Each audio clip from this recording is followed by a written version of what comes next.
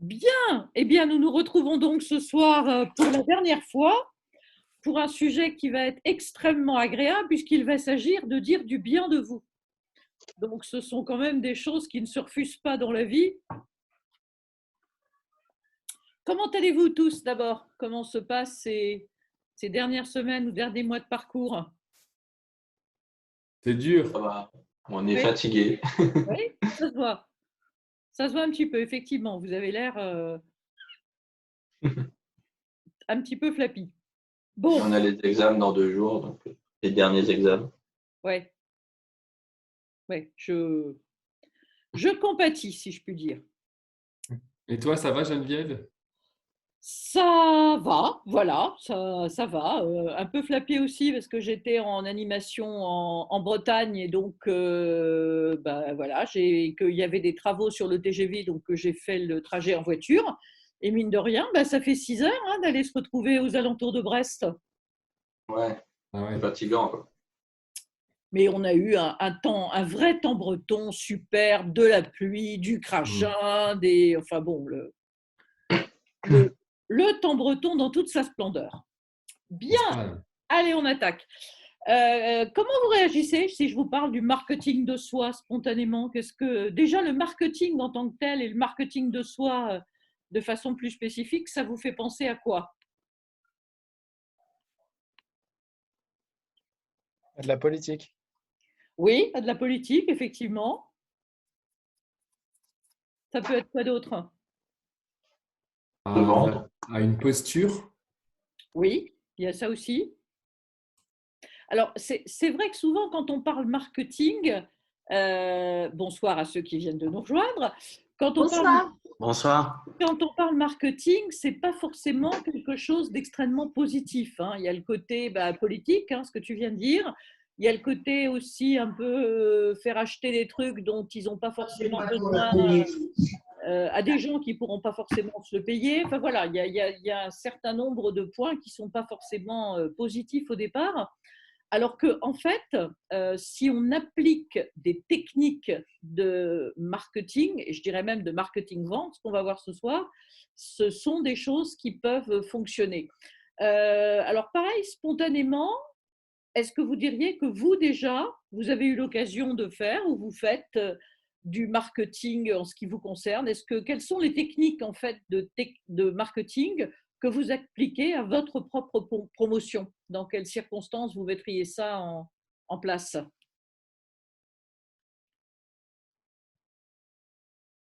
En recherche Euh, d'emploi? Ah, Oui, pardon. oui, ça peut être en recherche d'emploi. Oui, je vais dire la même chose. En fait, je viens de raccrocher pour un entretien. d'accord. Ça s'est bien passé? On verra. Ça a duré 2 heures à la place d'une, alors je sais pas. Ah bah, c'est que visiblement, il faut trouver un intérêt. En tout cas, c'est le moins qu'on puisse dire, hein. J'imagine. Donc oui, en recherche d'emploi d'une façon ou d'une autre. Alors, quand je dis en recherche d'emploi, ça peut aussi être pour reprendre une entreprise, pour obtenir des fonds de capital risqueur, etc. Tout ce qui, en fait, tourne autour de nous, de ce qu'on peut créer, organiser, etc. Tous les solos, etc., font beaucoup de marketing de. Ouais. Exactement. Alors, on va regarder un petit peu les différentes étapes. En fait, si on commence à parler marketing de soi ou promotion de soi-même, promotion, si on prend le sens étymologique, hein, c'est se mettre en avant. Donc, mettre en avant ce qui va être potentiellement intéressant pour nos différentes cibles. Alors, je vous propose qu'on voit ça à travers 5 étapes, puis on va parler de chacune d'entre elles.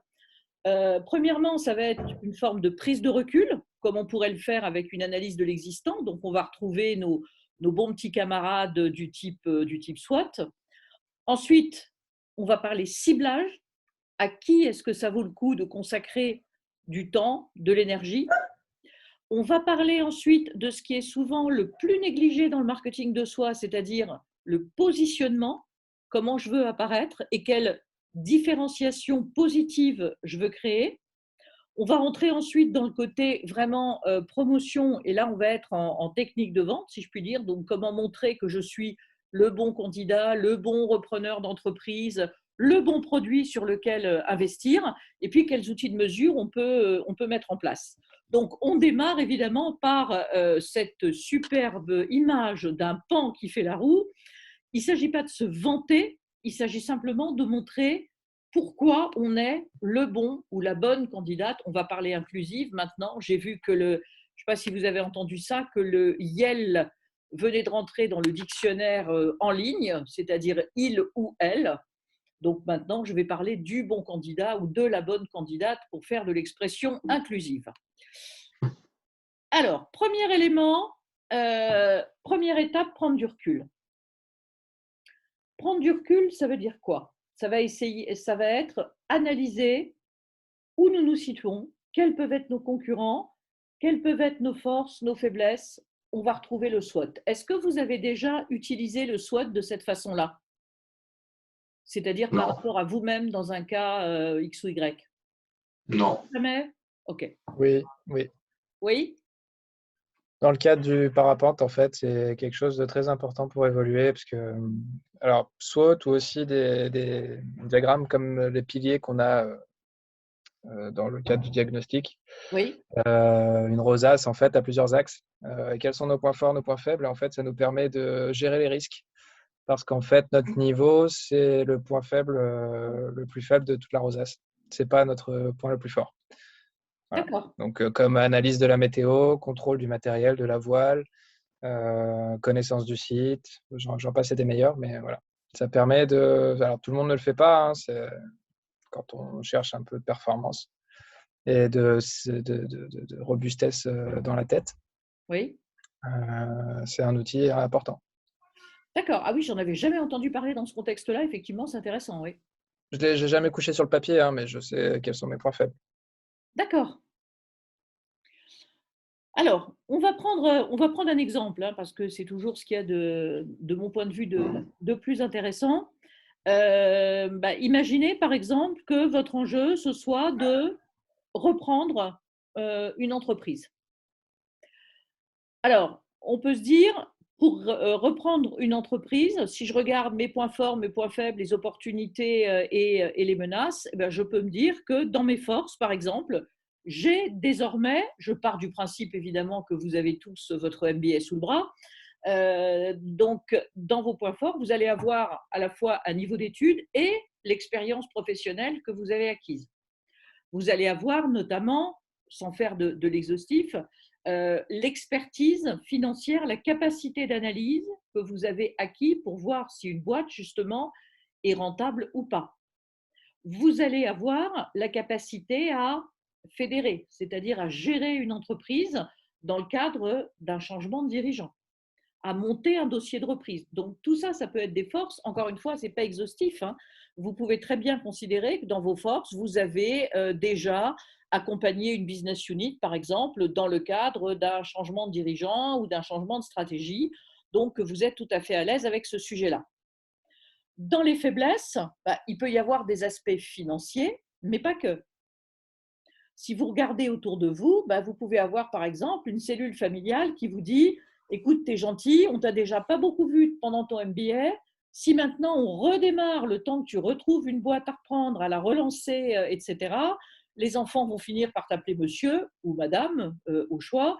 Donc, on aimerait bien que tu restes un petit peu tranquille pendant quelques temps. » Il peut y avoir votre entreprise qui vous attend en disant « Bon, là, on a accepté que vous soyez peut-être un peu moins présent pendant le MBA. Maintenant, il va falloir mettre les bouchées doubles pour rattraper. Donc, vous n'aurez pas forcément la disponibilité, là aussi, pour vous investir dans ce projet. » Donc, il peut y avoir plein d'éléments en vous qui font que vous êtes bien placé ou vous avez certaines faiblesses par rapport à un projet de reprise. Dans les menaces, il peut y avoir, on en reste aux aspects financiers, le fait que les banques ne sont pas forcément systématiquement d'un courage, d'une audace extraordinaire. Dans les opportunités, il y a la valeur reconnue de votre diplôme et puis selon l'endroit où vous habitez, vous pouvez avoir par exemple une chambre de commerce très active qui encourage les passations d'entreprises, qui s'y connaît beaucoup. Vous pouvez vivre sur un secteur où il y a pas mal d'entreprises dont le dirigeant va partir en retraite, etc.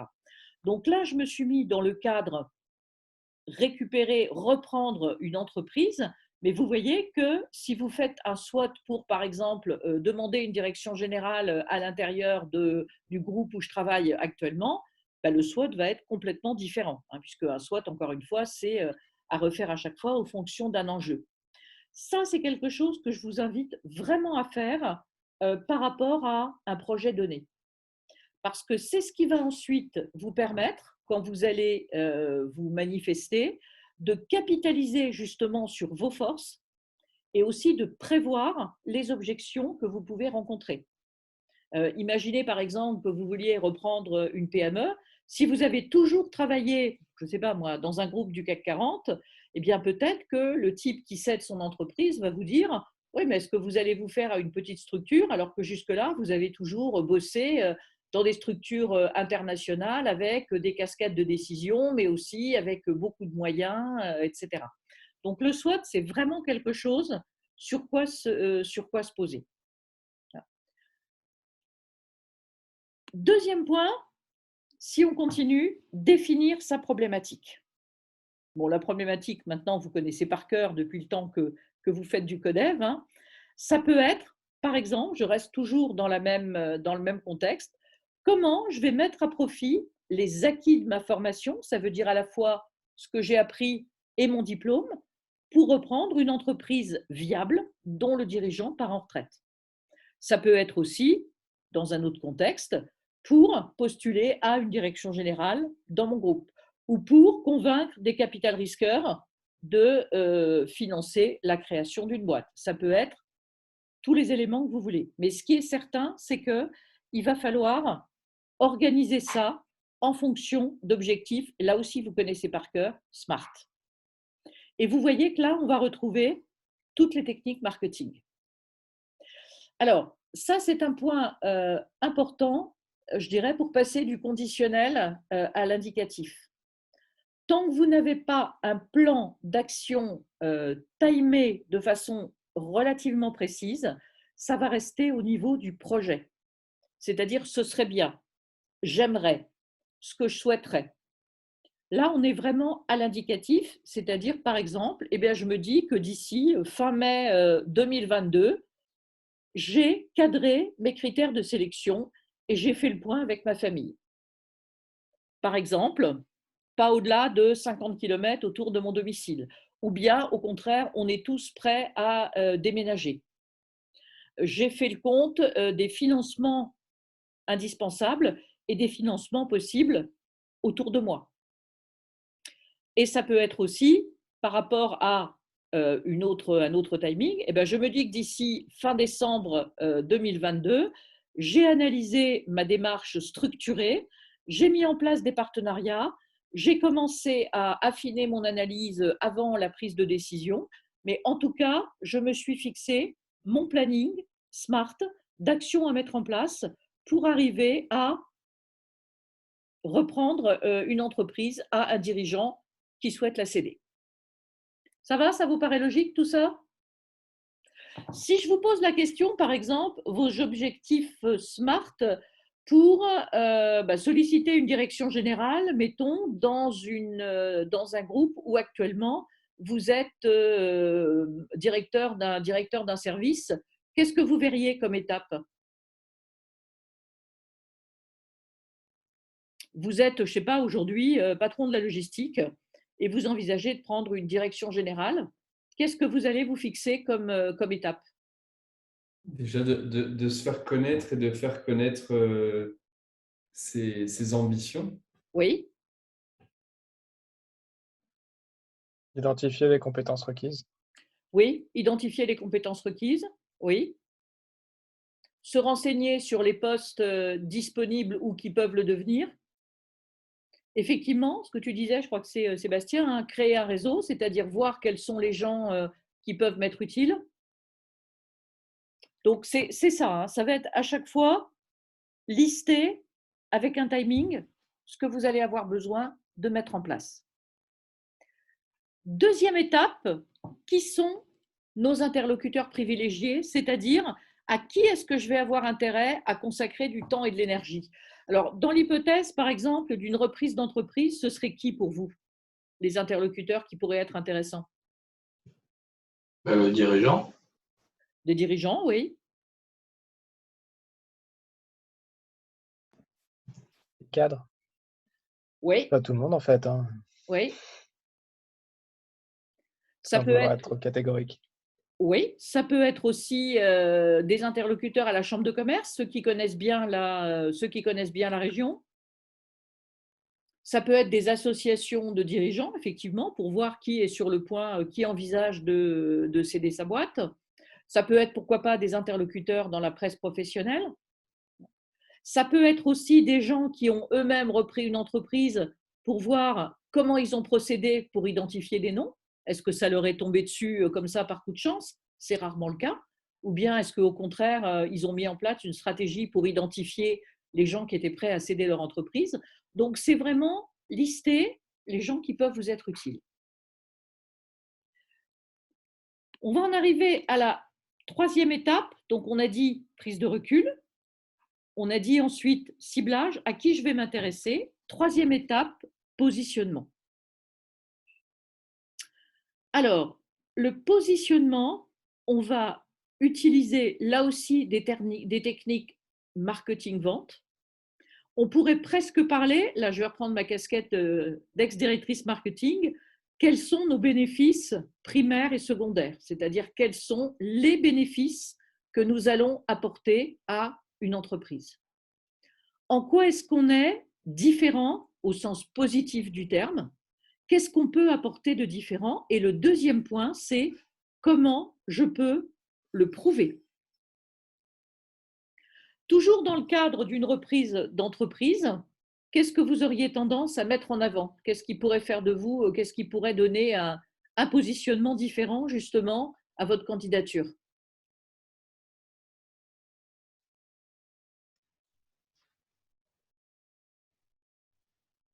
le fait qu'on ait eu un diplôme, un MBA, quoi.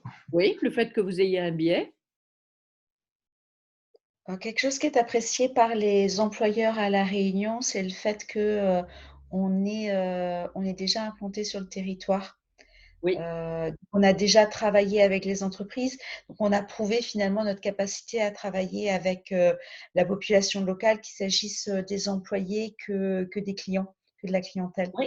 C'est quelque chose qui est assez apprécié et qui peut être différenciant sur le marché, sur ce marché-là, du fait que finalement il y a assez peu de candidats qui auraient nos profils ou nos expériences professionnelles.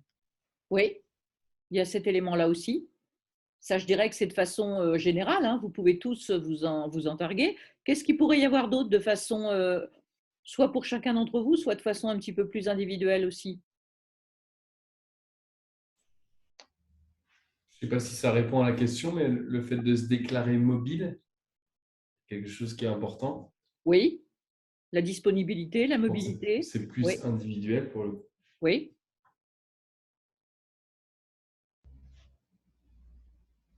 Notre valeur ajoutée, ça peut être une connaissance sur le secteur ou une expérience sur le secteur, par exemple, ou sur quelque chose d'assez similaire, ou sur des profils d'entreprise qui auraient les mêmes stratégies, par exemple, soit de différenciation, soit enfin, des réalisations, finalement, la preuve de réalisation qu'on a pu effectuer et qui correspondrait finalement aux besoins de l'entreprise. Oui, il peut y avoir ça. Pour certains d'entre vous, pareil, le fait d'avoir déjà monté une structure, ça peut être dans une entreprise le fait d'avoir lancé une activité, d'avoir accompagné des changements importants. Donc, tout ce qui peut en fait compter dans la reprise d'une entreprise. Encore une fois, je me place toujours dans ce contexte-là, hein, on est bien d'accord. Donc, il y a cet élément-là. Après, ce qui va être important, c'est d'envisager quelles peuvent être les attentes de vos interlocuteurs. Le type qui va céder son entreprise, vous allez pouvoir trouver quelques informations sur lui, sur son parcours, vous allez voir sur Internet, vous allez voir sur LinkedIn, etc. Vous allez voir peut-être le site de sa boîte. Et puis, il y a tout ce que vous allez pouvoir envisager. Et si vous repensez à ce qu'on avait vu en termes de motivation, que ce soit les carburants motivationnels ou le son casse, ben vous voyez quelqu'un qui saute sa boîte, ça peut être quelqu'un qui veut soit simplement en tirer le maximum de finances, mais ça peut être aussi quelqu'un qui a envie que ses équipes soient accompagnées, protégées, enfin qu'il y ait un aspect humain dans la suite de sa boîte. Ça peut être quelqu'un qui est fier de ce qu'il a construit et qui a envie que son entreprise continue. Donc, il peut y avoir des tas de motivations dans le cadre de cette session. Ce qui veut dire qu'il va falloir que vous identifiez vos points forts par rapport à tout ça pour pouvoir répondre aux attentes éventuelles de votre interlocuteur. Et puis, imaginez par rapport là aussi à ces attentes potentielles, quels peuvent être les atouts des concurrents. Je reviens sur ce que je vous disais tout à l'heure. Si vous avez toujours travaillé dans de grandes entreprises, que quelqu'un en face de vous, un autre candidat, a à la fois travaillé dans des groupes importants, mais aussi dans des PME, peut-être que ça peut créer une objection chez celui qui va céder son entreprise.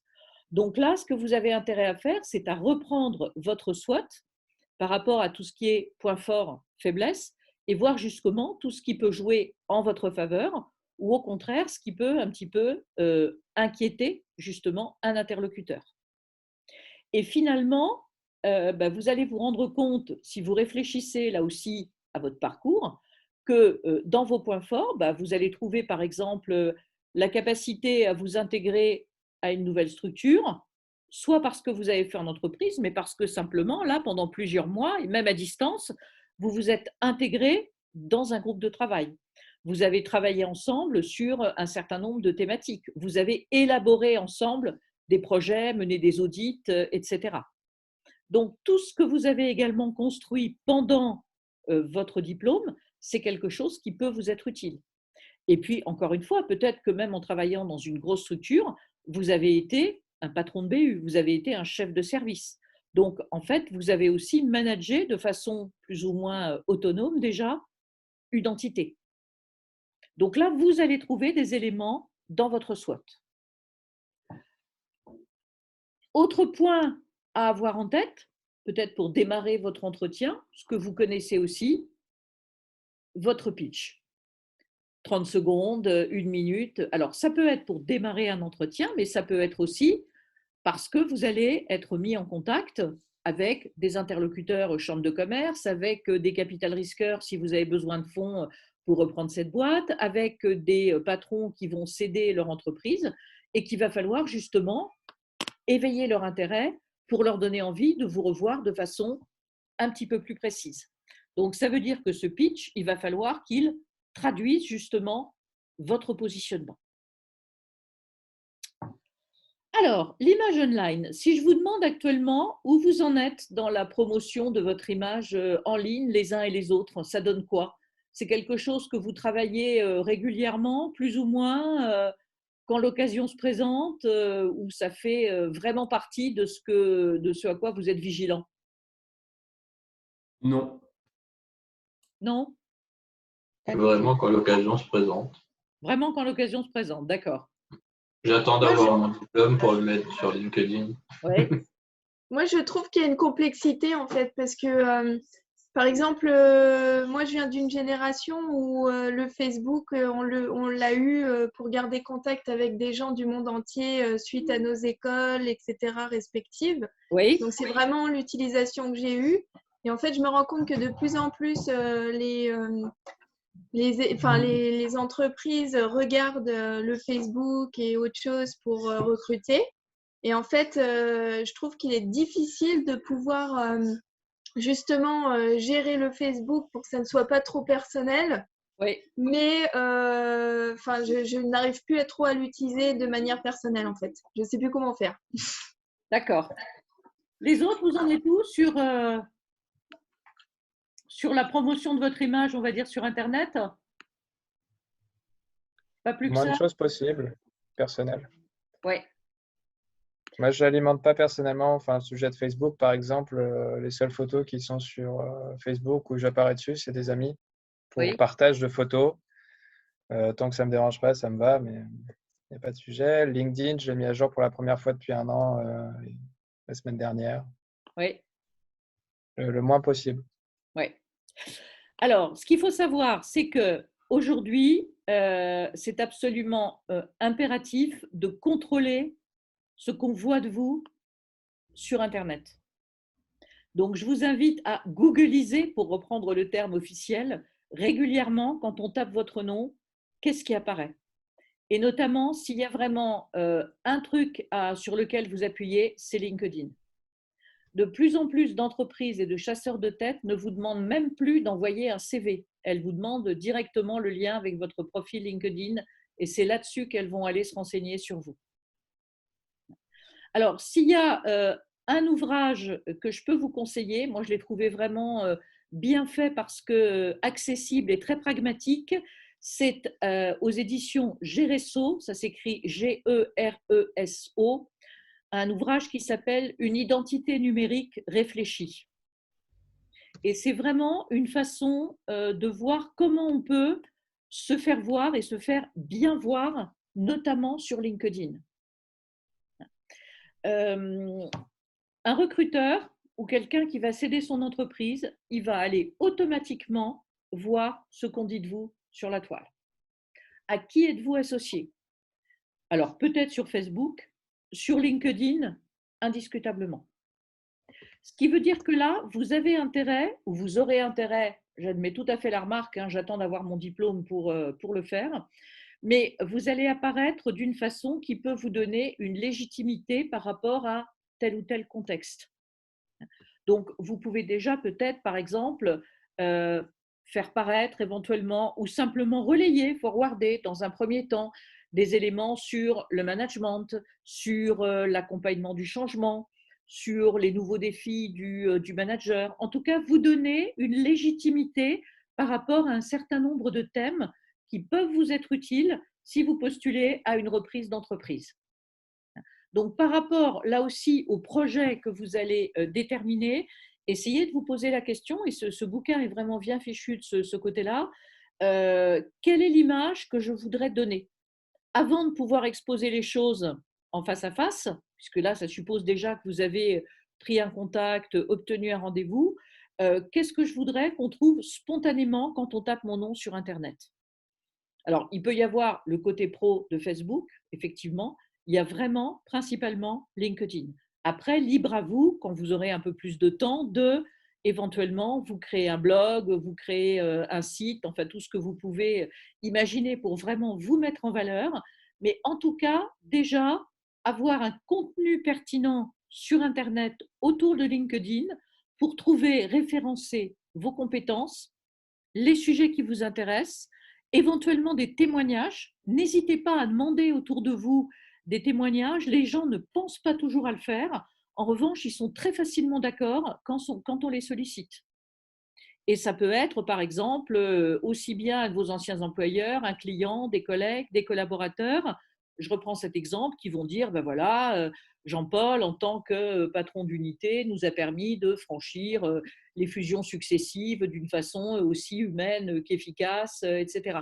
Tous ces éléments-là. Donc, il ne s'agit pas uniquement de dire du bien de soi pour le plaisir, mais vraiment de faire témoigner par des personnes extérieures des compétences que vous allez annoncer.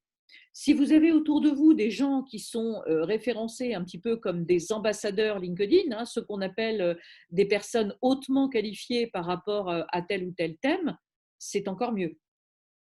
En tout cas, intéressez-vous vraiment, essayez de le mettre à jour, de l'actualiser. Peut-être que pour le moment, vous n'avez le temps que de relayer des articles, des sujets, un bouquin qui vous a plu, mais faites-le parce que c'est vraiment quelque chose qui fonctionne. Quatrième étape, et là, on va vraiment en arriver aux techniques marketing-vente, c'est-à-dire comment je vais traduire spontanément mes points forts par rapport à mon interlocuteur. Un principe commercial que j'aime beaucoup, c'est on ne peut convaincre autrui que par ses propres raisons. C'est-à-dire qu'on va éviter ce qu'on appelle, chez les mauvais commerciaux, la déballe. Si vous expliquez à grand renfort de preuves que vous êtes absolument polyglotte alors que votre entreprise se situe à Clermont-Ferrand et que son territoire de prédilection, c'est uniquement le Puy-de-Dôme, eh ben, c'est bien que vous soyez polyglotte, mais ça ne va pas forcément être un avantage extraordinaire compte tenu du contexte. Donc, résistez à l'envie de tout dire sur vous, mais vraiment ciblez par rapport au positionnement que vous voulez donner, les arguments, les points forts qui peuvent être valables dans le contexte donné. Par exemple, je vais rester dans le cadre toujours reprise d'entreprise. Ça pourrait être quoi vos points forts spontanément et comment ça se traduirait pour une entreprise?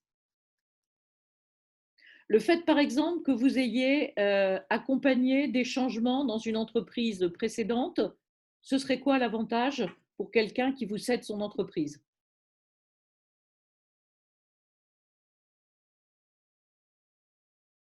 Et moi, je fais les questions, mais je ne vais pas faire toutes les réponses. Hein. On sait manager déjà les équipes Oui, dans on sait déjà un changement. Oui, on sait déjà manager des équipes dans le changement, effectivement. Ça peut être quoi d'autre?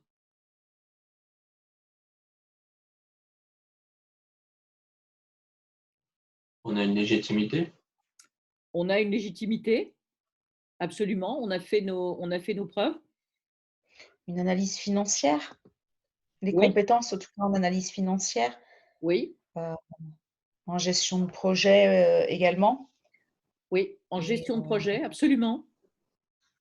et sur la partie Ah. management, en intelligence collective aussi. Oui, on sait, on connaît, on sait mettre en pratique des techniques d'intelligence collective. On sait faire avancer des gens ensemble. On sait faire une analyse financière préalable.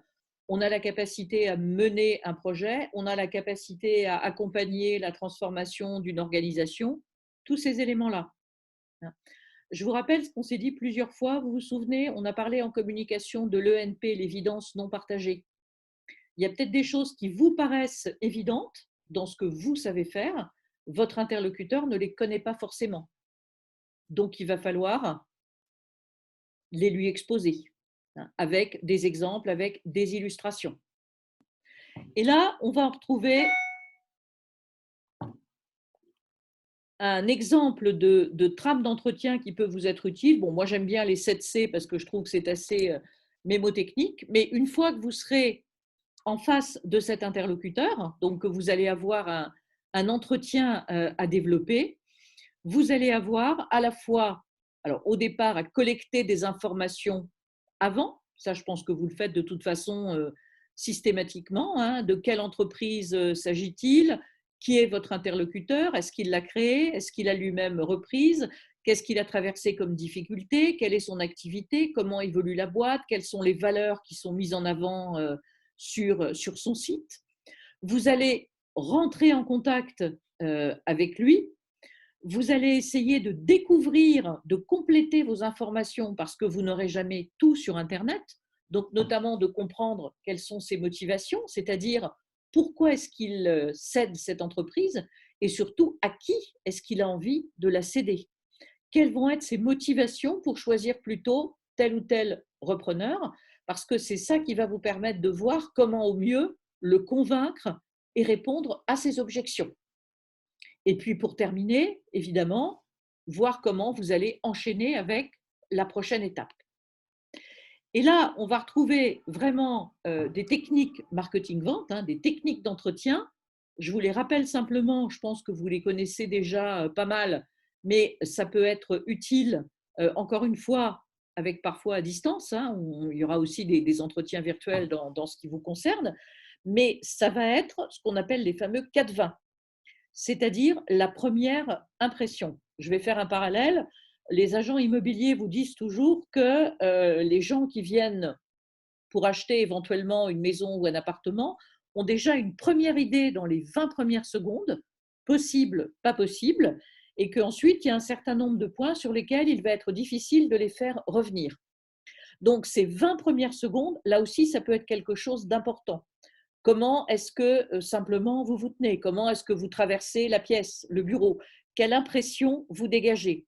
Et là, il y a un truc que je vous invite à faire entre vous. Vous vous connaissez suffisamment maintenant et vous êtes assez bienveillants les uns avec les autres. La première fois que tu m'as vu, quelle image est-ce que tu as eue de moi? Comment tu m'as perçue? Et ce n'est pas forcément l'image qu'on pense donner ou l'image qu'on veut donner. Moi, je me souviens encore une fois d'un entretien chez un chasseur de tête. Quand j'avais vu quelle avait été la première image donnée, ce n'était pas celle que je pensais donner et je vous garantis que ce n'était pas celle que je voulais donner, sans vous en dire plus. Voilà. Donc, ça permet aussi de retravailler un peu la première impression qu'on peut dégager sans s'en rendre compte. Quels vont être nos premiers mots, nos premiers gestes? Quelle va être l'impression qu'on va donner par rapport à notre visage? Est-ce qu'on est souriant? Est-ce qu'on a un regard naturel? Est-ce qu'on a un regard fuyant? Est-ce qu'on a un sourire forcé? Est-ce qu'on a l'air coincé, etc. Donc, tous ces éléments-là, c'est quelque chose qui peut jouer. En tout ce qui concerne Zoom, Teams et autres, ça peut valoir la peine aussi de vous enregistrer de temps en temps et de retravailler justement l'image, l'impression que vous donnez visuellement. On ne se rend pas toujours compte de ce que c'est. Pour la phase de découverte, connaître et comprendre, vous avez évidemment, ça je suis persuadée que vous saurez le faire, préparer vos questions ouvertes sur l'entreprise, sur le bonhomme. Mais ce qui va être important, c'est aussi de comprendre, encore une fois, quels sont ses besoins, quelles sont ses motivations. Qu'est-ce qu'il cherche pour prendre la suite dans son entreprise? Dans un autre contexte, qu'est-ce qu'il cherche? Quel type de nouveau directeur financier il cherche pour le groupe? Qu'est-ce qu'il cherche comme nouveau patron de sa principale BU? Qu'est-ce qu'il attend non seulement en matière de parcours, et là vous pouvez avoir finalement un certain nombre de points identiques avec d'autres concurrents, mais par rapport à votre expérience, par rapport à votre vécu, par rapport à l'image humaine que vous donnez, qu'est-ce que lui a envie de trouver? Tous les éléments qu'on a vus sur le fait de manifester votre écoute active, de vous-même être à fond en observation. Je vous rappelle les statistiques de Merabian, vous vous en souvenez, on les avait vues au départ, les mots seuls à peu près 10%, le paraverbal à peu près 40%, la gestuelle à peu près 50%. Donc, quelle image est-ce que vous donnez, mais lui aussi, comment il s'exprime, qu'est-ce que vous pouvez détecter? La reformulation, vous connaissez par cœur, vous vous rappelez son intérêt. Là, on est vraiment dans des techniques que vous maîtrisez très bien, je n'insiste pas. L'autre point qui va être vraiment essentiel, c'est dans votre argumentation de pouvoir spontanément transformer vos points forts en avantages. J'ai tel point fort, c'est-à-dire que pour vous, l'intérêt, c'est. J'ai accompagné ma business unit dans des changements successifs. Ça veut dire que demain, vos collaborateurs vont être guidés par quelqu'un qui est capable de. J'ai une capacité d'analyse, ça veut dire que demain, par rapport à ce que vous avez réussi à faire de votre entreprise, je vais pouvoir continuer tel sujet, vous allez pouvoir confier, etc.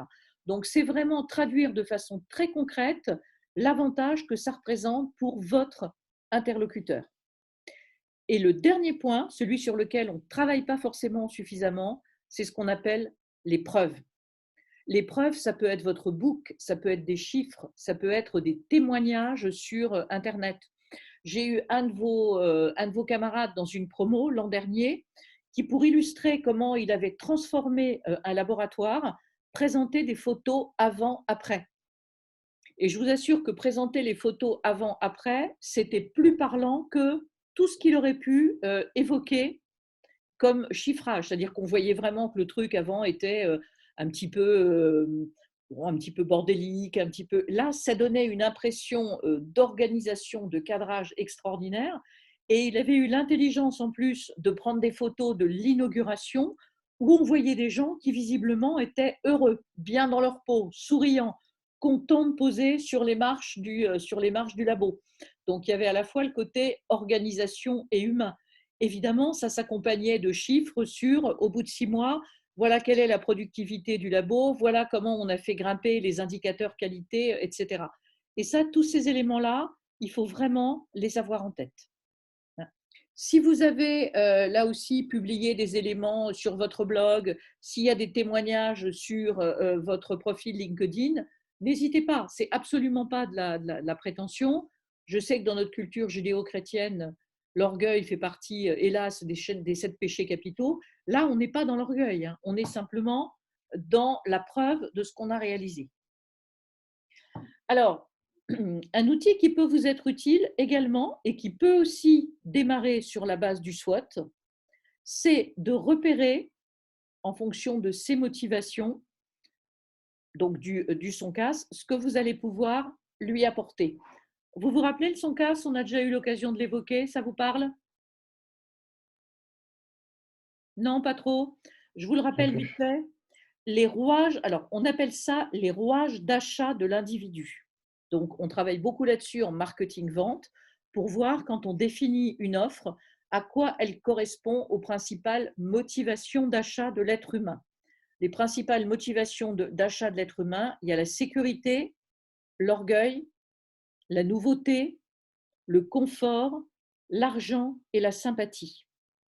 On a tous en nous un petit peu de tout ça. On avait vu ça un peu dans les carburants motivationnels des collaborateurs au départ, vous savez, la routine, le pouvoir, l'argent, etc. Dans les interlocuteurs que vous allez avoir en face de vous, ils seront plutôt attachés à tel ou tel élément dominant. Vous pouvez avoir par exemple quelqu'un qui cède son entreprise, mais qui veut qu'elle continue à réussir, à faire du chiffre, à montrer qu'il a créé quelque chose d'extraordinaire. Là, il y aura un côté orgueil, et qui veut aussi que ses collaborateurs soient accompagnés, gardent leur poste et vivent le mieux possible cette transition. Là, on sera dans la sympathie. Après, vous pouvez avoir des gens qui seront uniquement axés sur « je veux que la vente de ma boîte me rapporte un maximum d'argent et il n'y a que ça qui m'intéresse ». Là, ce sera uniquement le côté financier. Une fois que vous avez détecté ou au moins réussi à pas mal quand même repérer ces motivations, vous allez pouvoir essayer de mettre en avant, de mettre en face justement vos atouts. L'idéal, quand vous allez vous inspirer de votre SWOT et lister justement tous vos atouts, ça va être de les traduire en avantages pour votre interlocuteur, de pouvoir en donner des preuves, et il faudrait, au meilleur des cas, que vous ayez des atouts qui s'inscrivent dans toutes les motivations, parce que vous ne savez pas exactement qui vous aurez en face de vous. Par exemple, je reprends l'exemple que tu donnais, Anne, imaginons, je connais bien votre secteur d'activité. L'avantage, vous allez intégrer un collaborateur qui sera immédiatement opérationnel. Par exemple, j'ai travaillé dans telle boîte, j'ai eu d'ailleurs comme client monsieur machin, et j'ai vu sur votre site que vous travaillez également avec lui depuis plusieurs années. Et vous voyez que là, si on regarde en termes de motivation, eh bien, vous allez avoir la sécurité, vous êtes tranquille, je connais votre secteur activité. Il va y avoir le confort, c'est pratique, vous n'allez pas avoir besoin de m'expliquer comment ce secteur fonctionne, je le sais déjà. Et puis, il y a aussi un élément financier. Vous allez gagner du temps puisque je connais déjà ce secteur et je connais déjà le potentiel de telle ou telle entreprise. Je prends un autre exemple, là aussi ce que vous avez évoqué. Vous maîtrisez des techniques d'intelligence collective. Ça veut dire quoi? Ça veut dire que demain, vous pourrez booster les potentiels individuels et collectifs des gens qui sont dans l'entreprise et puis créer une véritable cohésion interne, travailler avec de la co-construction. Par exemple, dans tout votre parcours MBA, vous avez appris des techniques d'intelligence collective, mais vous n'avez pas fait que les apprendre. Vous les avez aussi mises en pratique pendant tout votre parcours. Et d'ores et déjà, vous avez peut-être déjà mis en place des groupes de codev, par exemple. Ça veut dire quoi? Ça veut dire que ça peut être valorisant pour votre interlocuteur. C'est certainement innovant, ce n'est pas quelque chose qui est encore systématiquement installé. Et puis, vous parlez émulation, cohésion, co-construction. Donc là, on est aussi dans la sympathie, le fait de s'appuyer sur la valeur de chacun des collaborateurs. Donc l'intérêt, c'est que vous repreniez votre SWOT en regardant justement tout ce qui peut être vos atouts, que vous sélectionniez ces atouts par rapport aux motivations de votre interlocuteur et que vous puissiez en donner des preuves. Et vous voyez que finalement, dans des atouts assez classiques, qui sont tous les vôtres, hein, dans ce que j'ai indiqué là, en dehors de la connaissance du secteur d'activité, mes diplômes de Sorbonne, technique d'intelligence collective, gérer des projets simultanés, et bien là, vous allez retrouver des avantages pour votre interlocuteur et des preuves qui sont déjà possibles à mettre en avant. Donc, essayez déjà de repérer quelles peuvent être les motivations de votre interlocuteur avant votre entretien. Ensuite, vous allez renforcer cette connaissance de votre interlocuteur pendant l'entretien et essayer de sélectionner vos atouts qui sont les plus pertinents par rapport à ces motivations. Ça va? Ça vous paraît clair, ce tableau? Oui? OK. Alors, les objections. Vous en avez déjà trouvé une grande partie en travaillant votre SWOT dans votre rubrique points faibles, ou ce qui peut être justement des points faibles. Après, la technique de réponse aux objections, pareil, on va être dans le côté marketing-vente. Donc, traiter une objection, ça veut dire, avant tout, l'accepter, l'accueillir. Une formule que j'aime bien, qu'on a déjà évoquée, c'est creuser cette objection, voir exactement pourquoi votre interlocuteur l'émet et idéalement chercher l'intention positive. L'intention positive, quand on vous dit par exemple, enfin vous avez toujours travaillé dans une grosse boîte, donc prendre des décisions à vous tout seul, ça va peut-être pas être évident. L'intention positive, ce sera par exemple de dire, en fait, vous voulez être sûr que je vais être capable de prendre les meilleures décisions pour votre entreprise et voir comment je vais le faire puisque jusque-là, je l'ai fait en co-construction. Et bien, je compte bien, là aussi, décider avec votre comité de direction actuel et ainsi de suite. Donc, l'intention positive, c'est vraiment déterminer la question à laquelle votre interlocuteur est presque obligé de répondre oui. Vous voulez être sûr que je suis capable de prendre les meilleures décisions pour votre entreprise, c'est bien ça? Oui. Et là, vous pouvez ensuite aller plus loin et traiter l'objection. Conclure et conforter. C'est parfois une étape qui passe un petit peu à l'as, simplement parce qu'un entretien, ça peut durer longtemps. On vient d'en avoir l'expérience avec Benoît qui nous dit ça devait durer 1 heure, et ben, j'en ai eu 2. Et parfois, en fin d'entretien, ben, c'est comme en fin de match, hein, on peut être un peu fatigué. Or, la dernière impression, c'est quelque chose qui va aussi être extrêmement important. Qu'est-ce qu'on doit avoir dans la dernière impression? Le fait de conforter votre interlocuteur dans l'impression positive que vous avez pu lui donner. Reprendre vos points forts. Remanifester votre intérêt pour le poste ou pour l'entreprise. Garder la même dynamique, ne pas avoir la voix qui tombe, même si vous sentez un petit peu l'écurie.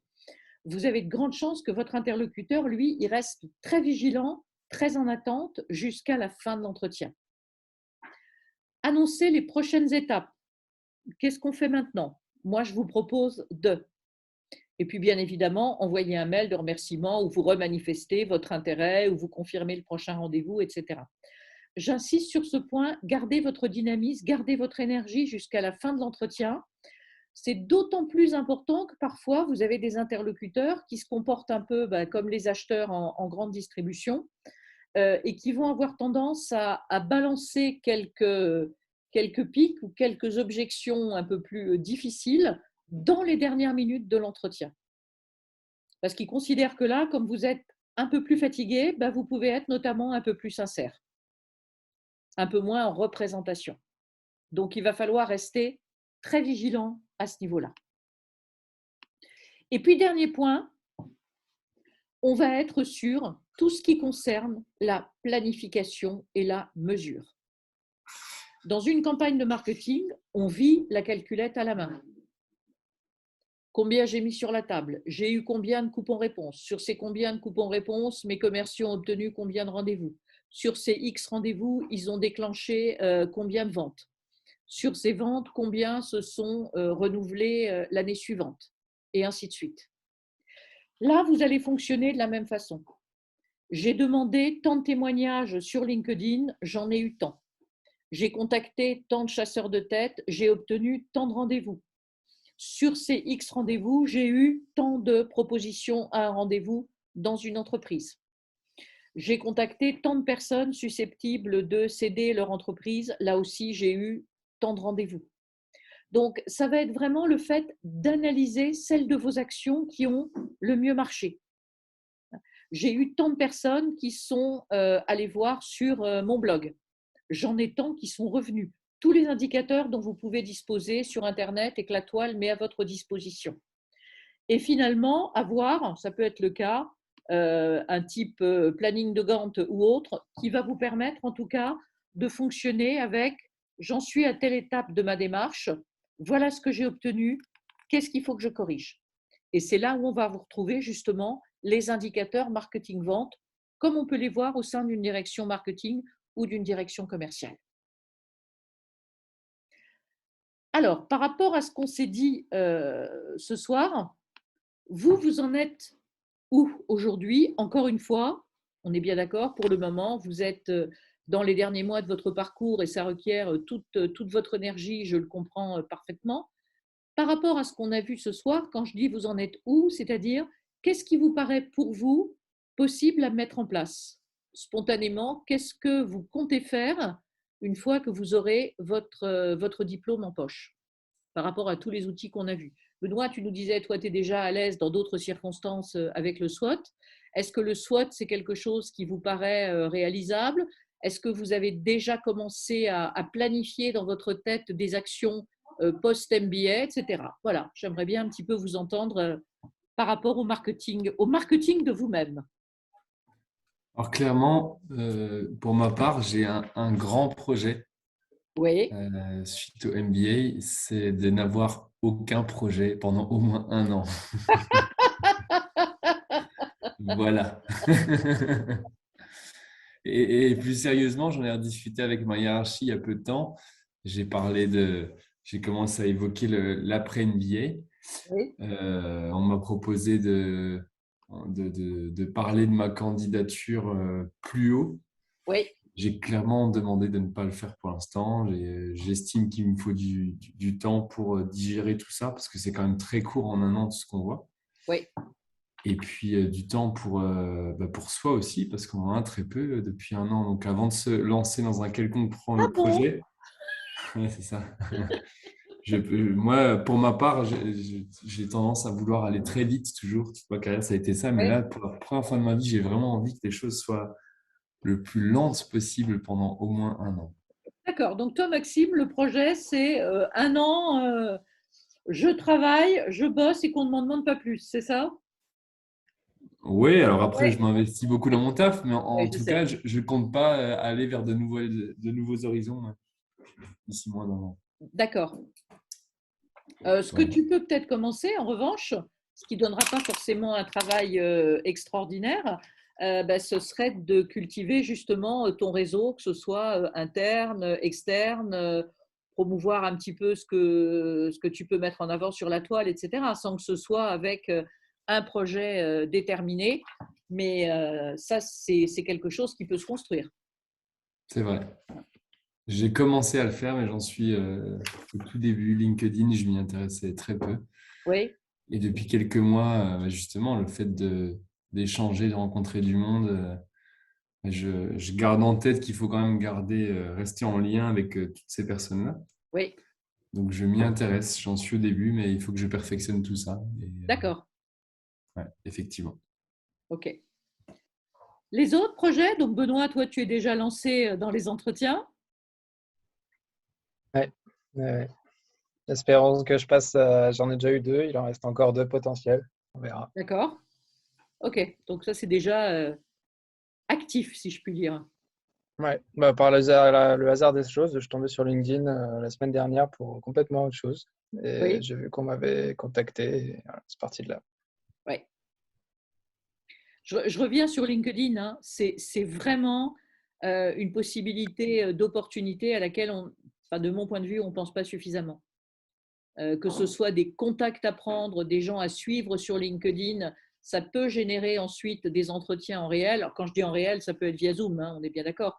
Mais enfin, je veux dire des entretiens en tête à tête. Et ça, c'est vraiment quelque chose qui peut être extrêmement important.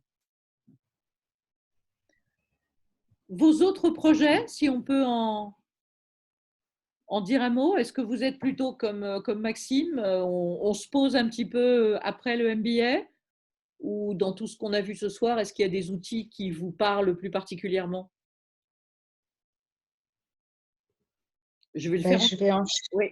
je vais enchaîner du coup sur la même dynamique que Maxime du coup. J'avais mon DG qui me proposait une formation en RH, Oui. sur laquelle j'étais enthousiaste pour l'année prochaine. Et en fait, comme je vais dans quelques mois être maman, je pense Ah! que les projets vont être un peu changés. Voilà. Attends, c'est le plus beau projet du monde que tu vas mener là. C'est ça. Ça Ah fait oui. juste que quelques années que j'essaye, donc voilà. Pour autant, je me suis quand même identifié des objectifs SMART, Oui. notamment effectivement travailler du coup sur la communication LinkedIn parce que j'ai quand même des réalisations et notamment que je vais pouvoir mettre en ligne et puis j'aurai peut-être du temps libre, on ne sait jamais, pour publier ou au moins relayer voilà, quelques heures par-ci par-là, mais bon, je suis très optimiste. J'ai identifié dans mes points faibles aussi un niveau d'anglais qui est moyen. J'ai pu être meilleure bien avant et j'ai beaucoup perdu. Donc, je pense qu'il faudrait que je retravaille mon niveau d'anglais dans le cadre d'une évolution peut-être sur un autre territoire. Et puis, j'ai découvert la facilitation graphique que je trouve assez intéressante. Et c'est quelque chose que même qui me parle bien parce que je trouve que c'est assez créatif, euh, que ça peut être assez simple. Faut juste se mettre dedans, juste. Et ça me parle bien en fait de travailler la facilitation graphique, même à titre personnel. Je trouve qu'en termes de communication, c'est quelque chose que je trouve intéressant pour avoir un discours qui soit compréhensible par l'autre et donc du coup déterminer comment l'autre va comprendre les messages. Je trouve que ça amène en fait à une réflexion. Donc je ne sais pas trop comment je vais pouvoir l'intégrer dans le travail pour le partager. Moi, à titre perso, oui, mais, euh, mais, mais voilà quoi. Donc du coup, je pense que je vais m'intéresser dans les quelques mois donc à mon profil LinkedIn, à l'anglais si je peux, et puis à la facilitation graphique. Et D'accord. pour en faire quoi après, j'en sais rien, Oui. mais voilà. D'accord. C'est quoi la facilitation graphique? Je connais pas du tout comme concept. En fait, c'est par exemple, au lieu de prendre des notes, par exemple, si tu fais une to-do list, au lieu de Oui. faire la to-do list en mettant les mots, c'est tout simplement faire des petits dessins. D'accord. Euh, Par exemple, j'avais fait une présentation pour m'entraîner. J'avais fait la présentation de ce qu'était un ikigai, de ce que c'était l'ikigai en fait. Oui. Et du coup, j'avais dessiné en fait. Alors, j'ai mis l'ikigai en espèce de graphisme un peu japonisant. J'avais mis une balance et puis j'avais mis effectivement les 4 bases de l'ikigai. Et puis, je l'avais différencié entre l'équilibre vie perso et vie professionnelle avec le déséquilibre, avec ce que moi je ressentais sur la vie professionnelle, avec ma culture peut-être à la française. Du coup, j'avais expliqué, en fait, c'est un support à la compréhension qui donnait finalement alors pour le coup, une petite touche humoristique. Enfin, humoristique, c'est beaucoup dire, mais plus légère finalement dans l'explication plutôt que de marquer les mots. C'était vraiment, j'avais fait des petits dessins très très simples.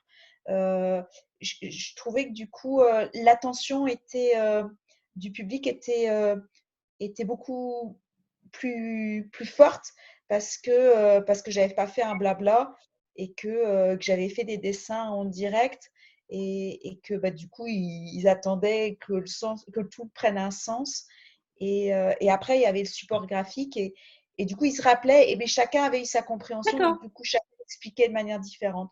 Donc voilà, donc on peut le faire dans plein de choses. Moi je me dis à titre perso ou professionnel la to-do list ou les comptes rendus, mais bon ça s'applique évidemment à certains domaines on va dire. D'accord. Et voilà. Ok. Les autres, par rapport à ces techniques de marketing appliquées à votre autopromotion, si je puis dire, il y a des outils qui vous ont particulièrement parler dans ce qu'on a vu ce soir? Je vais le faire en question ouverte. Quels sont les outils qui vous ont particulièrement parlé ce soir? Oui, Nazir.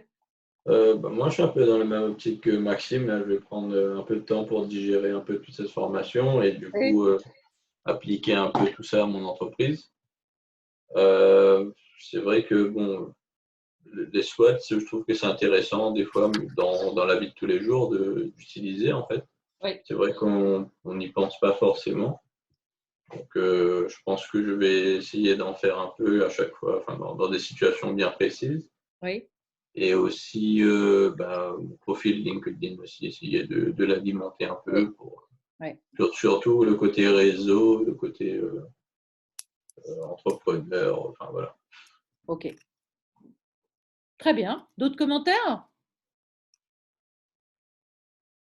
Bon. Eh bien, nous allons en rester là pour ce soir et puis en rester là tout court. Que vous dire? J'ai eu beaucoup de plaisir à vous accompagner pendant ces quelques mois. Vous étiez une promo très sympa, très active, très interactive. J'espère que ce parcours leadership vous a… Un peu moins sur la fin quand même. Hein. Je suis désolé Geneviève, on est éteint ces derniers temps. Non, je sais parfaitement faire la différence entre des gens éteints parce que fatigués et des gens éteints parce que pas allumés en général.